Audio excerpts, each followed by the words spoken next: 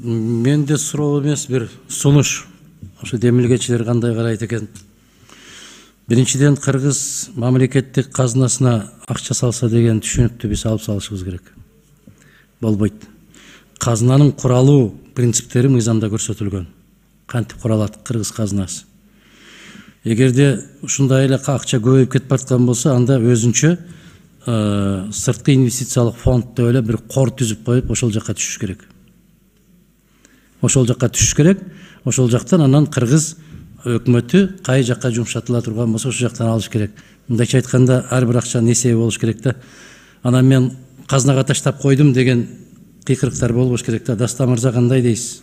Экинчи окууга карайлы, в принципе каршы эмесмин. Рахмат. Себеп бизде соңку мезгилде ушундай мода болуп кетпедиби? Казынанын эсебинен курулган жок деп кыйкырышып атат. Ал мамлекеттик ишканада. Казынанын эсеби менен курулбаса кайдан курулду ал? Мына азыр аябай чоң мода кыйкырыктар болуп атат. Казынадан бир тыйын албай туруп куруп койдук мамлекеттик ишканаларды. Ошондуктан ушундай бир тескери түшүнүк пайда болбош үчүн өзүнчө эле Даста мырза, ошол макул болдуңуз, рахмат.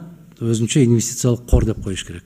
Ошол жактан канча түштү, канча жаранга берди, канча жылга келишти, ушундай. Анан акча салып коюп эле жүрө берет дегенге мен ушу Чолпон айымдын мындай бир кооптонуусун колдоп кетким келет да.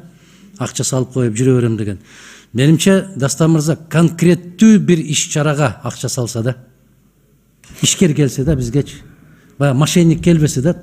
Макулмун, мен макулмун. Бизде жободо жазылган, негизи Кабмин өзү мындай токтом менен бекиткенде, бул IT, медицина, билим берүү тармагына инвестицияны кылса болот деп. Жарайт, рахмат. Анан азыр Тышкы иштер министринин орун басары айтып өттү, мөөнөтү нускама менен белгиленет. Жок, мөөнөт мыйзам менен белгилениш керек. Ошондуктан Тышкы иштер министрлигинин сунушу бул четке кагылыш керек дагы. Тескеме менен эмес, биз мыйзам менен жашаганды үйрөнүшүбүз керек. Тескеме мыйзамдын негизинде чыгышы керек. Рахмат.